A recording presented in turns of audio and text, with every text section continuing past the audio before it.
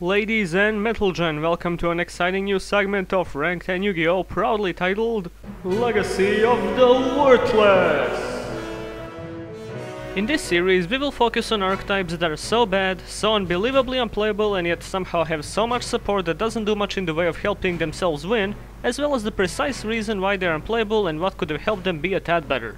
Before we start the analysis of today's topic, we should first cover what exactly constitutes as a terrible archetype. Everyone who has played the game for a decent amount of time would agree that the fundamentals of a good deck are consistency, power, comeback ability, protection, and versatility.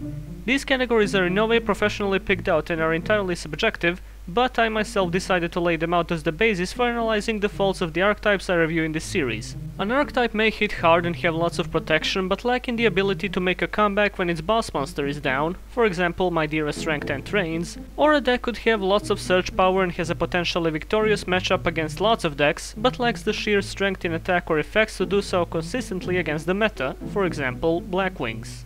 A terrible archetype would be the one that doesn't excel in any of these categories, or maybe just excels badly in one of them. With all that said, let us talk about the disaster Konami wanted to end the Synchro era with, Mech Lords, an anti-Synchro archetype that barely works against Synchros themselves, let alone anything else.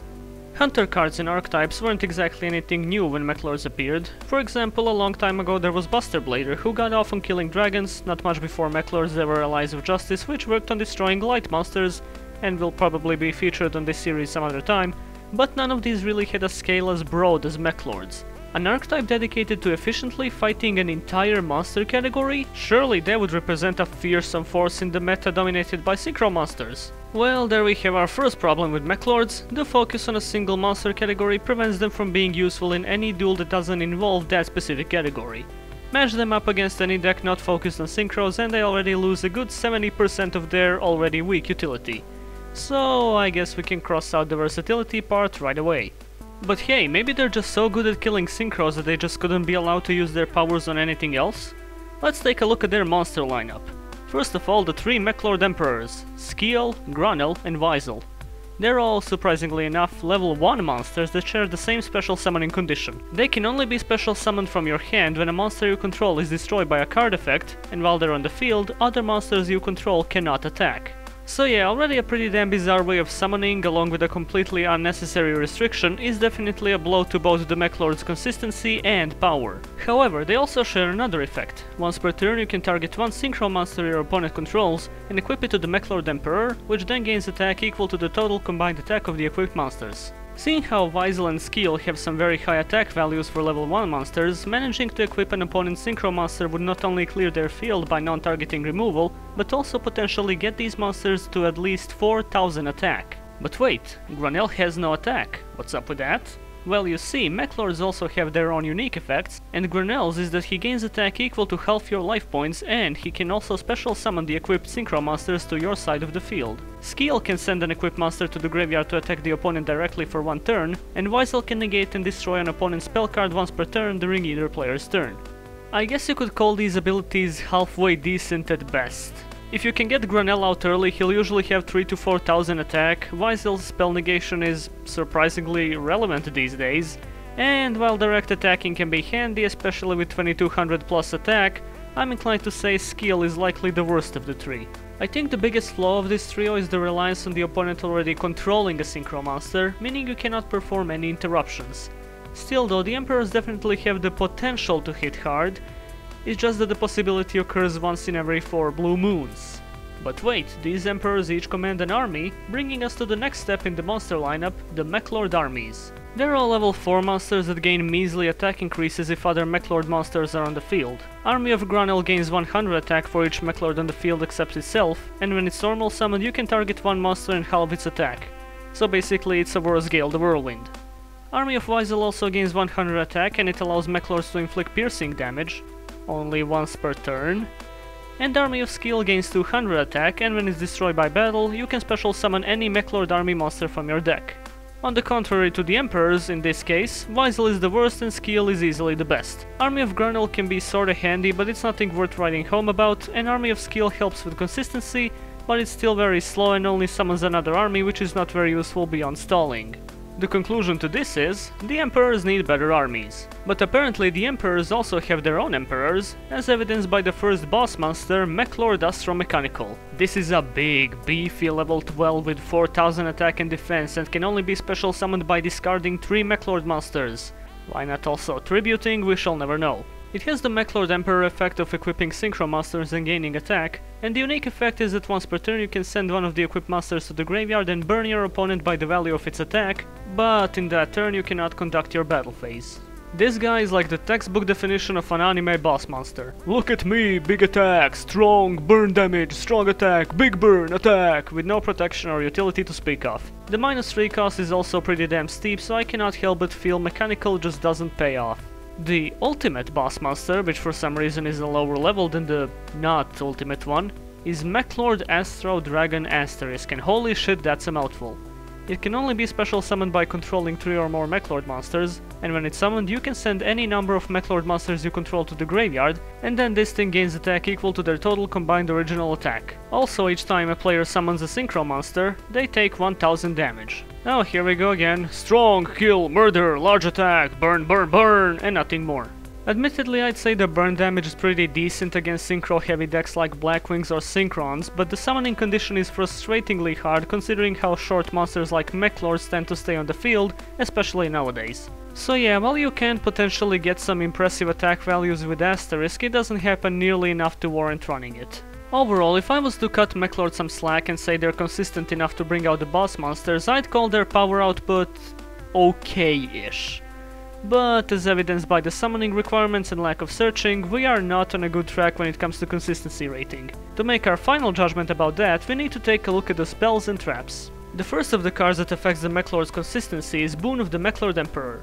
Check this shit out. You can only activate it if the only monsters on the entire field are exactly 2 Mechlord monsters. Draw 2 cards but skip your battle phase. Needless to say, this is not how you make a draw power card for a battle-heavy archetype that's not exactly focused on swarming the field. If it said banish 2 Mechlord monsters from the graveyard and skip the battle phase to do it, it would be a lot more understandable and would probably warrant running it as a one-off. Or maybe if the requirements were that the only monsters you control were 2 Mechlords, instead of being the only monsters on the entire field. But this way it's way too specific to be even usable. Then we have Fortissimo the Mobile Fortress, a field spell that lets you special summon a Mechlord army monster from your hand once per turn.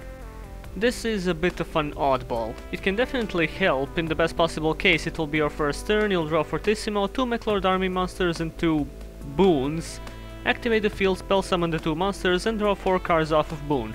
But admittedly this is a scenario that only happens in one's wildest wet Mechlord dreams. Running this is really a matter of preference. It can help with rank 4s and some average swarming, but other than that there's not really much utility here.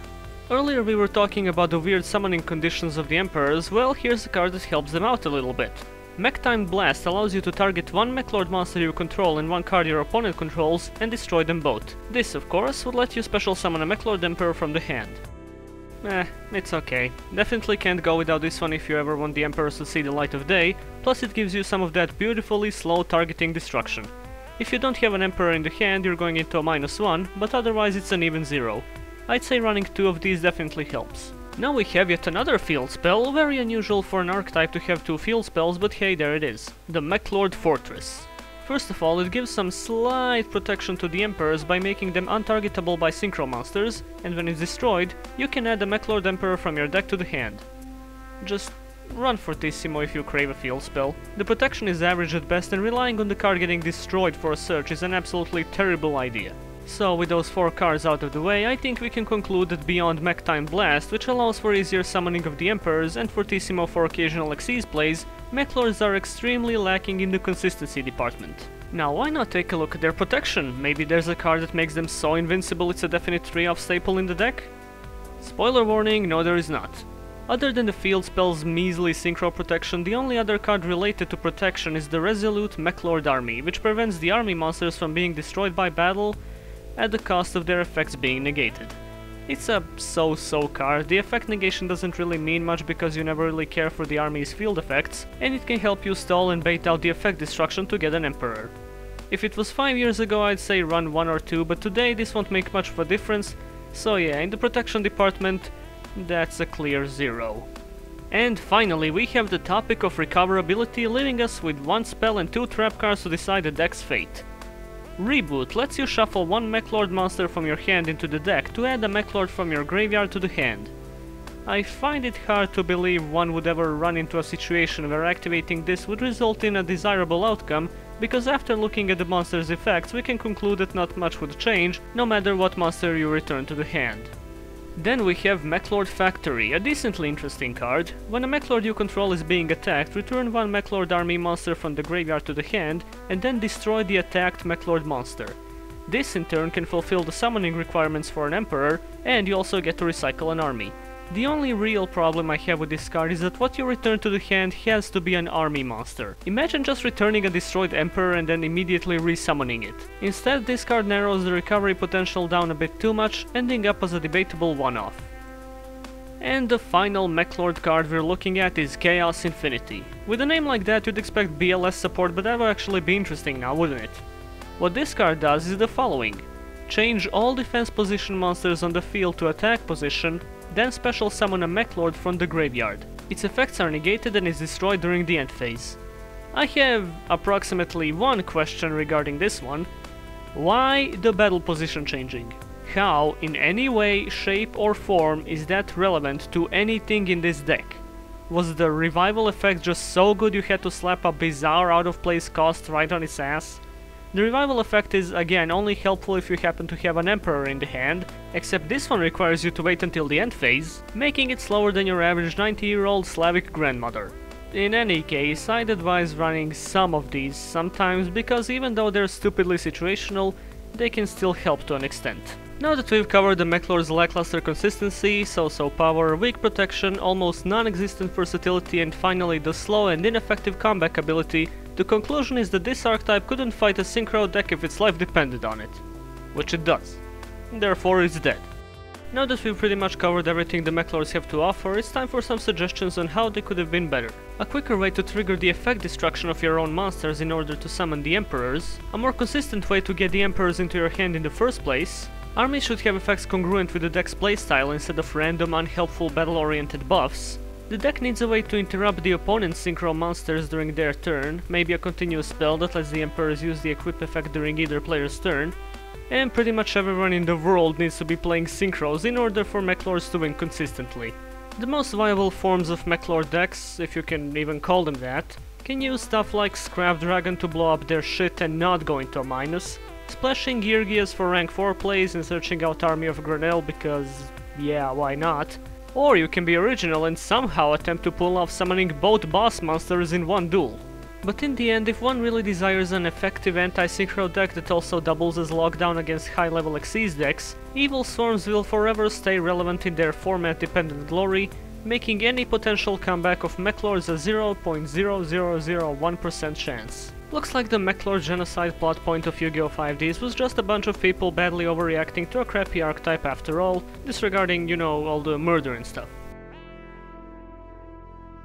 Ladies and gentlemen, thank you for watching the first episode of Rank 10 Yu-Gi-Oh's Legacy of the Worthless. Please give suggestions in the comments for new episodes if you have any ideas, and do remember to subscribe.